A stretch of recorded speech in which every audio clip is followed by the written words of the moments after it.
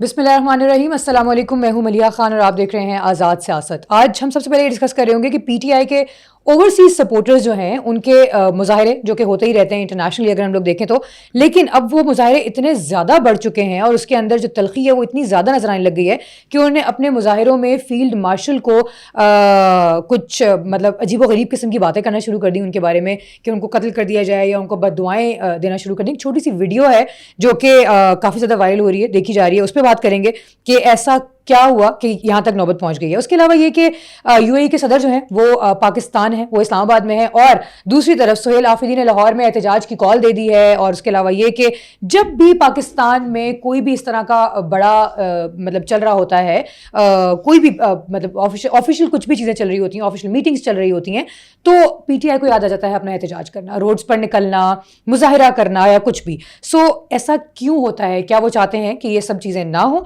या फिर असल में वजह क्या होती है? इस सब पे बात करने के लिए मेरे साथ स्टूडियो में मौजूद हैं सना मिर्जा साहिबा। अस्सलाम वालेकुम। वालेकुम सलाम। कैसी हैं आप? ठीक है, बिल्कुल ठीक ठाक। यस। सो सबसे पहले तो हम बात करते हैं पीटीआई के जो इंटरनेशनल सपोर्टर्स हैं जितने भी, वो तो मुझे लगता है रेड लाइन क्रॉस ही कर दी उन्होंने एक्चुअली। मतलब दे आर सो क्रेजी ना, कुछ भी बोलते हैं। तो अभी जो रिसेंट वीडियो आई, छोटा सा क्लिप है ऑल दो, बट स्टिल वो छोटे से क्लिप में जो बातें हैं वो बहुत बड़ी बातें हैं। क्या कहना चाहेंगे इस बारे में? अच्छा, मेरा ख्याल है कि ये तो पहले सोचना हमें चाहिए कि ये क्या अभी रेड लाइन क्रॉस की है। मेरा ख्याल है ये तो बहुत पहले हो चुकी थी। आपको याद है जब नवाज शरीफ साहब को जिला वतन मतलब सो कॉल्ड हुए थे या वो गए थे, अपनी अहलिया जब उनकी बीमार थी, जब उनके केसेस 2017 में चल रहे थे, तो जो तूफान बदतमीज़ी उनके घर के बाहर होता था और एहतजाज होता था, और सो बड़े तहम्मुल के साथ उन्होंने वो सारा फेज़ गुजारा। क्योंकि यूके में एक सर्टन किस्म का लॉ है, आप एक हद से ज़्यादा आप जितना मर्जी एहतजाज करें लेकिन आप फिजिकल उस पर नहीं जा सकते, कोई तोड़ फोड़ नहीं कर सकते। उनको भी इस कानून का बखूबी अंदाज़ा था। लेकिन जो कुछ किया गया, फिर आपको याद होगा जस्टिस फाइज ईसा साहब जब रिटायर हुए, वो जब एक तकरीब में गए, उनके साथ जितनी बदतमीजी की गई वो सबको याद है। फिर आपको कमर जावेद बाजवा साहब भी याद होंगे। कमर बाजवा साहब जब बाहर अपनी अहलिया के साथ रिटायरमेंट के बाद घूमने गए, उनके साथ जो कुछ हुआ और जो उसकी वीडियो आई, वो उस वक्त बड़ी खामोशी से उन्होंने बर्दाश्त किया, लेकिन उसके बाद उन्होंने कानूनी एक्शन लिया। उन्होंने कानूनी एक्शन लिया, कुछ नहीं बोले, उन्होंने वीडियो बनाई और उसके बाद जो लीगल प्रोसीजर था वो फॉलो हुआ और उस शख्स को सजा भी हुई।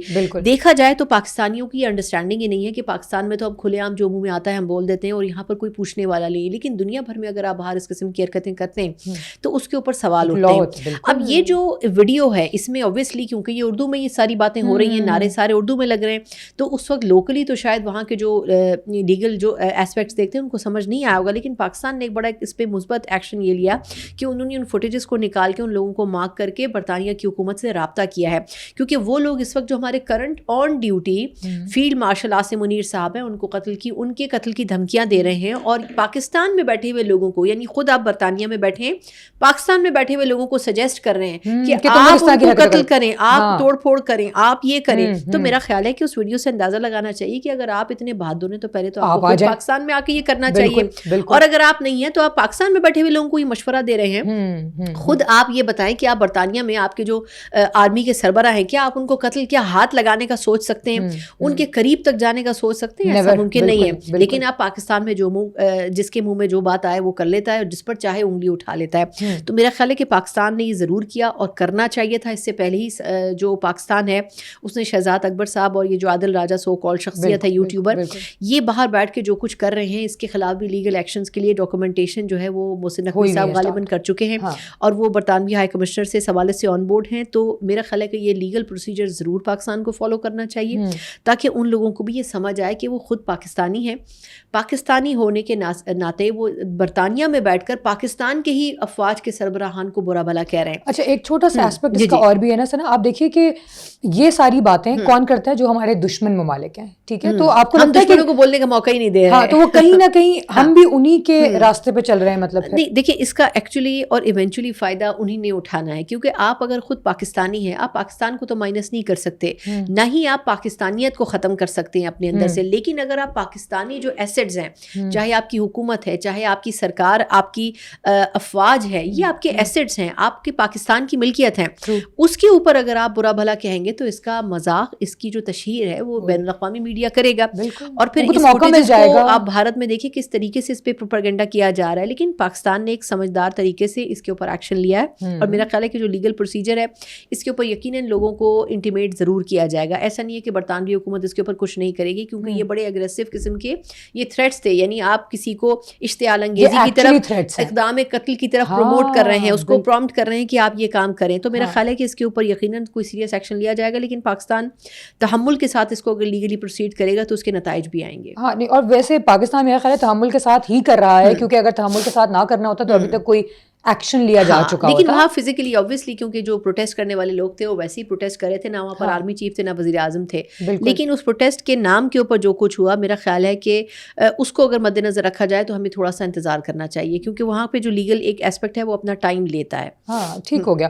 یہ تو وہ مظاہرے ہو گئے جو ہم لوگ انٹرنیشنلی دیکھ رہے ہیں, لیکن کچھ مظاہرے ایسے ہیں جو پاکستان کے اندر بھی چل رہے ہیں. سو ان کے بارے میں کیا کہنا چاہیں گی؟ سہیل آفریدی نے لاہور میں جو احتجاج کی کال دے دی ہے, تو آپ کو لگتا ہے کہ وہ احتجاج ہو پائے گا؟ نمبر 1. نمبر 2, یہ احتجاج ہمیشہ اس وقت کیوں ہوتے ہیں جب پاکستان میں کچھ آفیشیل چیزیں چل رہی ہوتی ہیں؟ اچھا, میرا خیال ہے کہ یہ بڑا, ویسے اس پہ ہم بعد میں بھی آگے بات کریں گے کہ یہ جو دبئی کے صدر ہیں ان کا وزٹ شیخ زاید ال نہیان کا یہ بڑا ایک امپورٹنٹ ہسٹورک وزٹ ہے, کیونکہ پہلا سرکاری دورہ وہ کر رہے ہیں.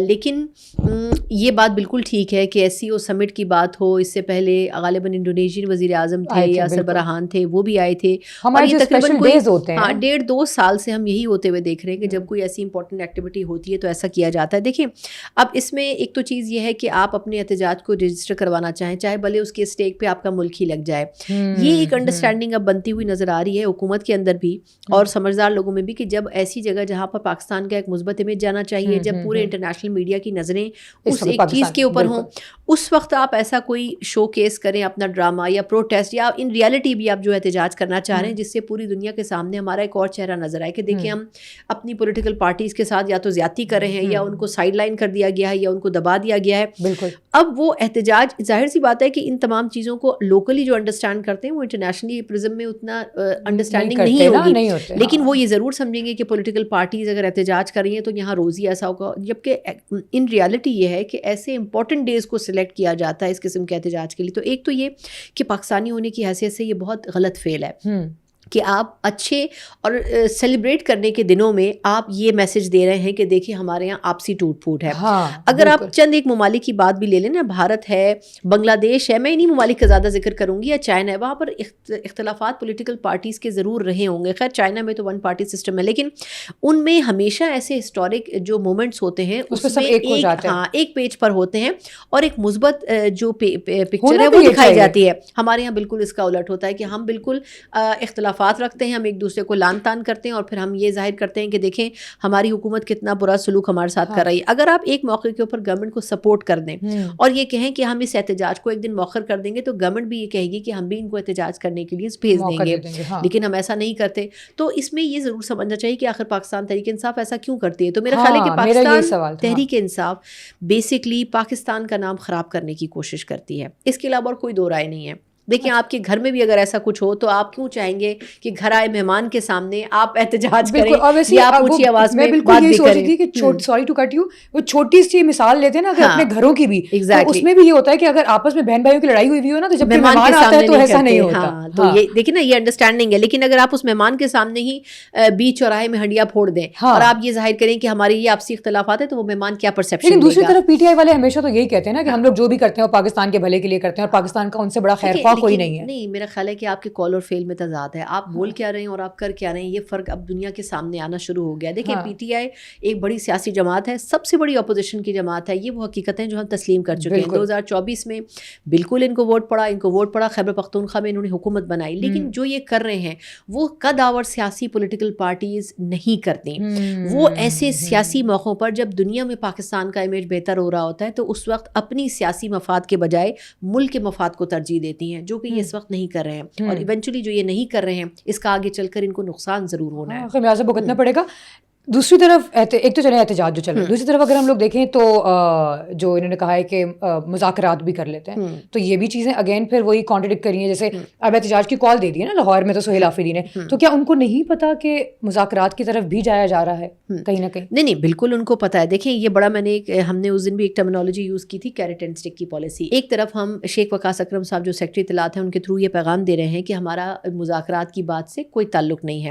دوسری طرف ہم اسد کیسر صاحب صاحب کو اس ٹیم میں انڈکٹ کر رہے ہیں جو کہ مذاکراتی ٹیم ہے اور جو کہ تحریک تحفظ آئین کے پلیٹ فارم کے نیچے ہے اور اس کے تھرو مذاکرات کر رہے ہیں. لیکن یہ بھی ایک انڈرسٹینڈنگ ہے کہ اگر ہم پی ٹی آئی یا اسد کیسر صاحب کو اس تحریک سے نکال دیں تو پھر جو باقی پولیٹیکل پارٹیز بچ جاتی ہیں ان کی اپنی کوئی اسٹرینتھ نہیں ہے. دیکھیں محمود اچکزئی صاحب ہو گئے, راجہ ناصر عباس صاحب ہو گئے یا مصطفیٰ نواز کھوکھر صاحب ہو گئے, یہ جو شخصیات ہیں یہ خود قداور شخصیات ہیں. لیکن اگر دیکھا جائے تو پولیٹیکلی جو جن سیاسی جماعتوں سے بظاہر بلانگ کرتے ہیں ان سیاسی جماعتوں نے 2024 کے انتخابات میں کچھ خاص پرفارم نہیں کیا.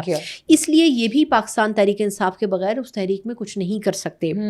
ایک آپشن تھا JUI فے کا, مولانا فضل الرحمان صاحب کا. اگر وہ ان کے ساتھ شامل ہو جاتے تو نہ تو ایک تو ان کے پاس نمبر موجود تھا, انہوں نے الیکشن میں ووٹ بھی حاصل کیا, کئی جگہوں پر زبردستی وہ ہرائے گئے بھی مختلف وجوہات کی بنا پر, لیکن اس کے باوجود بھی ان کے پاس اسٹریٹ پاور موجود ہے. یعنی یہی دو پارٹیز ہیں جو کہ اس وقت اسٹریٹ پاور دکھا سکتی ہیں. لیکن مولانا صاحب for some very strong reasons P T I کے اس الائنس کا حصہ نہیں بننا چاہتے ہیں. ہاں, کیونکہ وہ یہ سمجھتے ہیں کہ یہ معاملات کس طرف جائیں گے. لیکن I think February is the proper month جس میں یہ ڈیسائیڈ ہوگا کہ آیا کتنی اسٹرینتھ تک جا سکتا ہے, کیونکہ جنوری میں اسی قسم کا ایک سیاسی ماحول بنے گا جس میں بار بار احتجاج کی کالز آئیں گی, لیکن وہ ایک مومنٹم بنانے کے لیے ہوں گی. لیکن پروبیبلی اگر جنوری کے مڈ تک یہ مذاکرات کی کوئی چیز ڈیولپ ہو جاتی ہے جو کہ اگر ہوگی تو محمود اچکزئی صاحب کے کندھوں پر ہوگی, ادروائز اور کوئی آپشن نہیں ہے. اگر ہو جاتی ہے تو پھر شاید صورتحال بہتر ہو سکتی ہے, کیونکہ اس کے بالکل پیرالل جو گروپ فواد چودھری صاحب اور عمران اسماعیل صاحب کا بھی ایکٹیو ہے, ان کی یہ کوشش ہے کہ ایٹ لیسٹ شاہ محمود قریشی صاحب کو رہا کر دیا جائے. بالکل, کیونکہ دیکھیں جو باقی لوگوں کو جن کو سزائیں ہو رہی ہیں, یاسمین راشد صاحبہ ہیں, ابھی محمود رشید صاحب کو ریسنٹلی 33 سال کی سزا سنائی گئی ہے, تو یہ بڑے ہی کرٹیکل مطلب ایک بہت ہی اسٹرانگ قسم کی سزائیں ہیں جن سے آپ نہیں موڑ سکتے ہیں. ایسی سچویشن میں میرا خیال ہے کہ سب کو باہر نکالنا پیرول کے اوپر مشکل ہوگا, لیکن کسی ایک آدھ شخصیت کو باہر نکال کے ایک ماحول ضرور چیک کیا جا سکتا ہے, پاسبلٹی بن سکتی ہے آپ کو لگتا ہے. کیونکہ شاہ محمود قریشی صاحب ویسے بھی 9 مئی کے حوالے سے کہیں انوالو نہیں تھے, وہ اس وقت کراچی میں تھے اور ان کو بہت ساری چیزوں کے حوالے سے وہ آن بورڈ بھی نہیں تھے. تو میرا خیال ہے کہ ان کو باہر نکالنا زیادہ مشکل ہے. ہاں ایگزیکٹلی, کیونکہ ان کے کچھ کیسز میں ان کو آلریڈی اب رہائی مل چکی ہے. بالکل ایسے ہی, بالکل ہم لوگوں نے ڈسکس بھی کیا تھا ابھی کچھ ٹائم پہلے. چلیں لیٹس سی سو کیا ہوتا ہے. اس کے علاوہ اگین تھوڑا سا UAE کے صدر کی اگر ہم لوگ بات کریں, آپ نے شروع میں بھی بتایا کہ وہ پہلا ان کا دورہ ہے, سو اس بارے میں آپ کیا کہنا چاہیں گے؟ کہ ان کا کچھ پرائیویٹلی اپنے دوروں کے حوالے سے یا نجی دوروں پر پاکستان آنا ہوتا رہا ہے, اور اس میں کچھ اسپیسیفک ریزنس کے حوالے سے یہ آتے رہے ہیں, لیکن وہ کبھی بھی آفیشلی کنسیڈر نہیں کیے گئے. یہ ان کا پہلا سرکاری دورہ ہے, اور اس کے حوالے سے اس لیے بھی ہمیں بہت مطلب اس کو اپریشیٹ کرنا چاہیے کہ پاکستان اس وقت جس سینیریو میں ہے. دیکھیں اردن کے آرمی چیف بھی آج ہمارے فیلڈ مارشل سے ملے ہیں, ہم نے ابھی لیبیا کے ساتھ بھی ایک بہت بڑا ڈیفینس کا ایگریمنٹ کیا ہے, اس سے پہلے سعودی عرب کے ساتھ بھی کیا ہے. اس وقت کی سچویشن میں جو دنیا بھر کی اور خاص طور پر مسلم ممالک کی افواج ہیں وہ ہماری فوج کے اوپر بہت بھروسہ کر رہی ہیں, اور وہ جو ہم نے دفاعی نظام اسٹیبلش کیا ہے اس کے اوپر بہت بھروسہ کر رہی ہیں. وہ یہ سمجھتے ہیں کہ ایک پاکستانی اور چائنیز ساختہ جو دفاعی نظام ہے وہ ہرا سکتا ہے ویسٹ کے بنائے ہوئے دفاعی نظام کو, چاہے وہ فرانسیسی ہو رافیل کی صورت میں, چاہے وہ اسرائیلی ڈرون سسٹم ہو. لیکن ہم نے ان تمام کو کمپیٹ کیا ہے, تو اس کا مطلب یہ ہے کہ ہم بھی اپنے پاس کچھ دماغ رکھتے ہیں اور ہمیں چیزوں کو ایگزیکیوٹ کرنا آتا ہے. ایک بہت اچھی مثال بھارت سے جنگ میں ہم نے استعمال کی تھی, وہ یہ تھی کہ آپ کے پاس اوزار ہونے چاہیے لیکن آپ کو ان کا استعمال بھی کرنا آنا چاہیے. تو اس لیے میرا خیال یہ ہے کہ پاکستان اس گولڈن اپرچونٹی کو اویل کر رہا ہے اور 100% اسکویز کر رہا ہے. اور یہ جو دورہ ہے اس میں ایک نہیں بلکہ بہت ساری چیزوں کے اوپر اس دورے میں بات چیت کی توقعات ہیں. لیکن میرا خیال یہ ہے کہ اس میں جو سب سے زیادہ ایشو اٹھایا جائے گا, پاکستانیوں کو UAE میں کافی مسائل کا سامنا کرنا پڑ رہا ہے. ویزا کے اوپر بڑے مسائل ہیں پاکستان کے, لیکن کچھ چیزیں ہیں جو کہ ریزرویشنز تھی UAE کی, جس کے اوپر محسن نقوی صاحب غالباً پچھلے کچھ عرصے سے کام کر رہے تھے, اور ہمارے جو پاکستانی ہیں وہاں جا کر کچھ ایسے کاموں میں ملوث تھے جو کہ پاکستان کا امیج خراب کر رہے تھے. اس چیز کو ختم کرنے کی بہت ہماری وزارت داخلہ نے پچھلے کچھ عرصے میں کوشش کی ہے, اور اس کے جو کانکریٹ ریزلٹس ہیں وہ ہم ان کے سامنے پیش کرنے جا رہے ہیں. اور اس کے علاوہ کچھ میوچل, دیکھیں اب ایک پاکستان ایک ایسی اکنامک اپرچونٹی بننا چاہتا ہے جہاں پر باہر کے لوگ انویسٹ کریں. اور UAE کا میں آپ کو ایک پوائنٹ لاسٹ ضرور بتا دوں کہ اس وقت جو اکانومی دنیا بھر کی جہاں چل رہی ہے اس میں بہت بڑا ڈاؤن فال آنے والا ہے 2026 میں.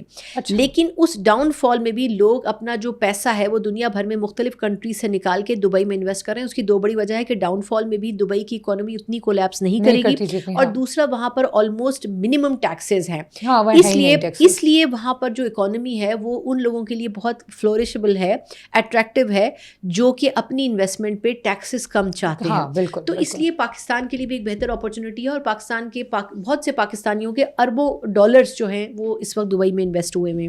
ٹھیک ہو گیا. تو میرا خیال یہ کہ ان تمام چیزوں پر بات ہوگی, اور ہم صرف ایم او یو پہ نہیں بلکہ شاید کچھ کانکریٹ اگریمنٹس کی طرف بھی جائیں گے, ایگزیکیوشن کی طرف بھی جائیں گے. بالکل. چلیں فائنلی کچھ بہتری کی طرف پاکستان نے جانا شروع کر دیا انٹرنیشنل لیول پہ, وچ از ویری گڈ. الحمدللہ.